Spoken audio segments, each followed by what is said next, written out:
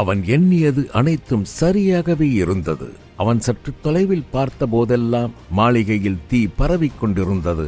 வேகமாக வந்தவன் வெளியே நின்ற 2 காவலர்களை அவர்கள் எதிர்பாராதபடி புரவியின் முன்கால்களால் உதைக்க வைத்தான். புரவியினால் உதைக்கப்பட்டவர்கள் மார்பெலும்பு உடைந்து கதறியபடி மல்லாக்க விழுந்தனர். தீ விழுங்கிக் கொண்டிருக்கும் மாளிகைக்குள் புரவியிலேயே செல்ல முயன்றான்.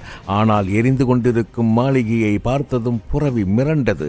விரல்வேலின் மனவலிமை அந்நேரத்தில் அவனது புரவிக்கு இல்லாமல் போயிற்று.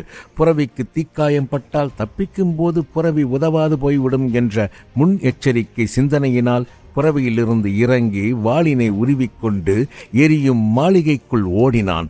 எரிந்து விழும் மரத்துண்டுகளையும் பரவிக் கொண்டிருக்கும் தீ ஜுவாலைகளையும் கண்டு பின்வாங்காத விரல்வேல் தொடர்ந்து முன்னேறி சத்தமெழுப்பியபடியே ஒவ்வொரு அறையாக இளவல் எங்காவது இருக்கிறாரா என தேடிக்கொண்டிருந்த சமயத்தில் மாளிகையினுள் சிலர் வெறிபிடித்தபடி கத்திக்கொண்டு வாளை உருவியபடி அவனை நோக்கி ஓடி வந்தார்கள். ஓடி வந்தவர்களை கண்டவன் அவர்களின் வாளை தனது வாளினால் தலைக்கு மேலேயே தடுத்து வேகமாக பின்னால் அவர்களை தள்ளினான். வாளினால் ஒருவனது வயிற்றில் குத்தியும் மற்றொருவனது மார்பினில் எட்டி உதைத்தும் தீயினுள் தள்ளினான்.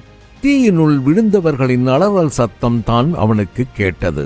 மடமடவென எரியும் தீ ஜுவாலைகளுக்கு மத்தியில் வாள்கள் உராயும் சத்தத்தை கேட்ட விரல்வேல் மேலும் பரபரப்படைந்து சத்தம் வந்த அறையினுள் நுழைந்தான். அங்கு அவன் தன் வாழ்நாளில் இதுவரை காணாத அதிசயம் ஒன்றை கண்டபடியே பிரமித்து நின்று விட்டான். விரல்வேலும் வீரன்தான். பல வீர சாகச செயல்களையும் கதைகளையும் கேட்டே வளர்ந்தவன்.